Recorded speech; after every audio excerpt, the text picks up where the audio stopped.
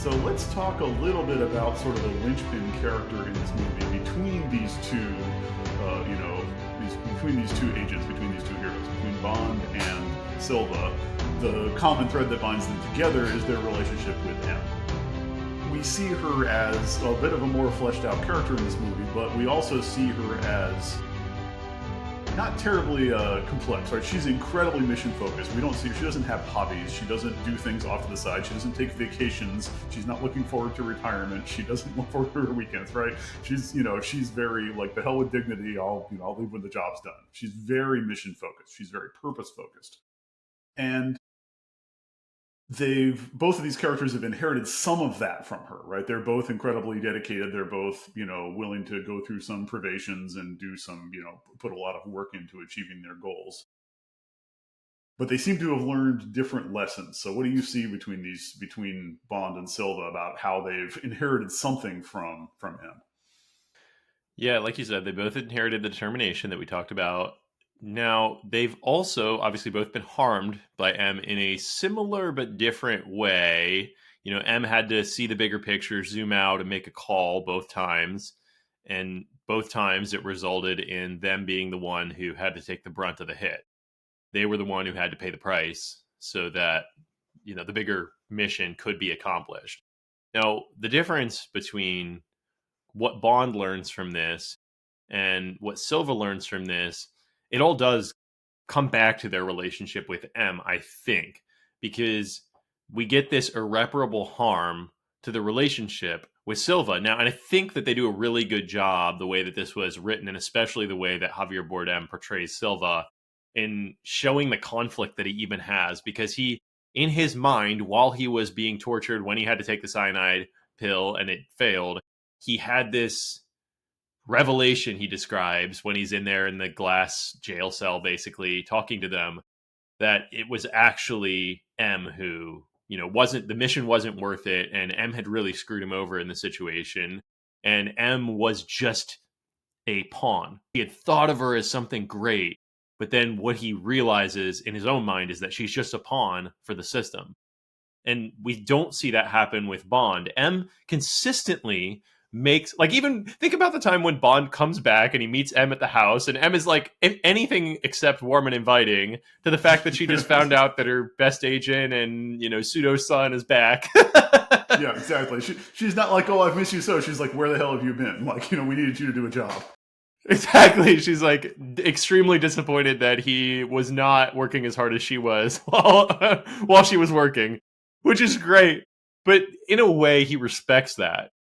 And I think it's that lack of respect. That's one of the things that gets lost. It's this framing. Silva frames himself as the victim. That's that change in his mind he has at that moment. Instead of framing himself as the soldier, he frames himself as the victim. And as a result, it changes the lens by which he views M. And now M is this pawn of the system, where Bond has that choice. And he can say, wow, M, looking backwards, very outcome oriented, but looking backwards, M made a bad decision. And that decision almost killed me. He could become bitter, or he could say, there was multiple ways that this could have played out and made the best call, but I trust her.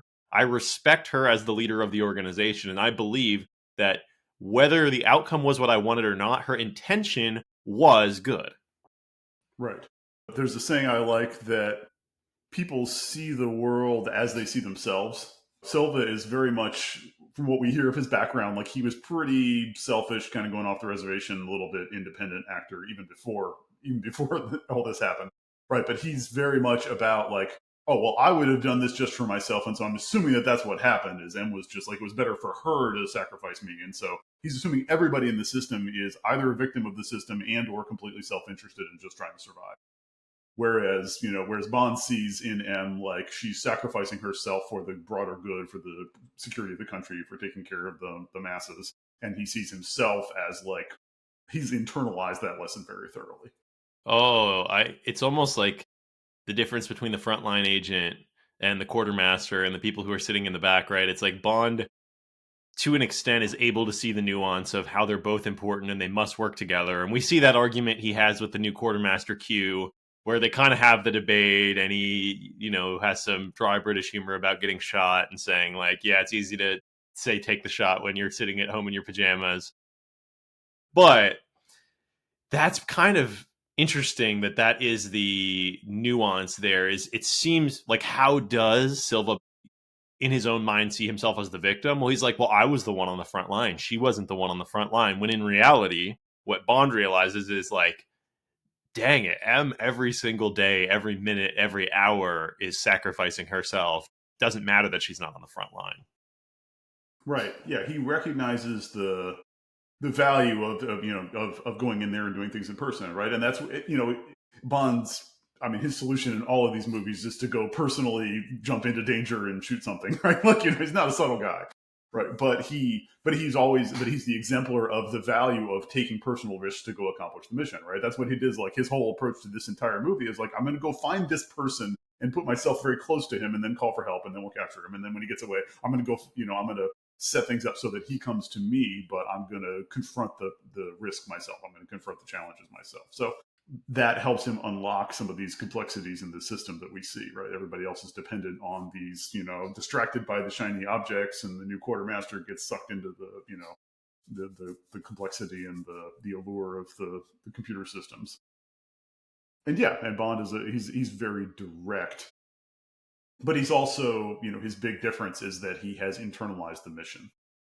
He's viewing M as the personalization of the mission. Like, she's the avatar of why I'm doing what I'm doing, right? So I got to keep her safe. But it's because of this purpose, where Silva really doesn't believe in purpose. But Silva believes in rats eating rats. Yeah, that's true. And let's give Silva one more silver lining here. Let's talk about our mountaintop. And our mountaintop in this first episode is going to be maybe from Silva's perspective. What was the mountaintop supposed to be for him in this narrative? So, Brian, why don't you introduce us to our mountaintop here as we talk about how Silva takes something so complex as the system that is MI6 and national security, and he boils it down to something super simple that he executes on that is aligned with his goals. Yeah, so this is there's a lot of parallels to the Die Hard movie, right? This is an incredibly complex, somewhat brittle plan with a deceptively simple goal. So, like, Hans Gruber was throwing up all these smoke screens about freeing terrorist organizations and involving the FBI and whatever, and crimes of the business and whatever. And really, the only thing that you cared about was getting into the vault. The whole thing was a smokescreen to get him into the vault. At the same time, Silva's got this multi-layered plan where he's stolen this hard drive and he's releasing agents' names on the internet, and so they're getting murdered. And he's pulling all these other things, and then Bond comes to him and he gets captured and he gets put in a cage, and they get his laptop and they're breaking into his laptop. And all of this stuff is aimed at him getting as close as he can inside MI6, get back to M, get back to his revenge, right? So his ultimate mission is not really 9-dimensional wizard chess. He's like not trying to take over the world. He's just trying to get close enough to hurt somebody. And he's doing all these very complex things because he sort of understands the system well enough to pull the levers. So what's our mountaintop moment here? What's the exemplar of the culmination of this plan? Yeah, so he brings it all together here when he really pulls the wool over Q's eyes, honestly. But it starts a little bit earlier than that. I mean, even going back to allowing himself to be captured, right? He has this elaborate thing going on this island, like plan to pull Bond in, and of course he lets himself get captured and taken back to MI6 so that he can have that conversation with M. And then from there, he's planted this computer, and he's planted it in such a way that it is very much this puzzle to be solved for Q. And by solving the puzzle, he will create a pull mechanism. It's like the whole thing is kind of cool if you're thinking about how do you make and execute a plan, because really Silva sets all this up and then the thread just gets pulled through for him, right? He creates a pull, Bond comes to him, and then Bond calls in reinforcements and they take Silva back. So they bring Silva to their base, which is what he wants.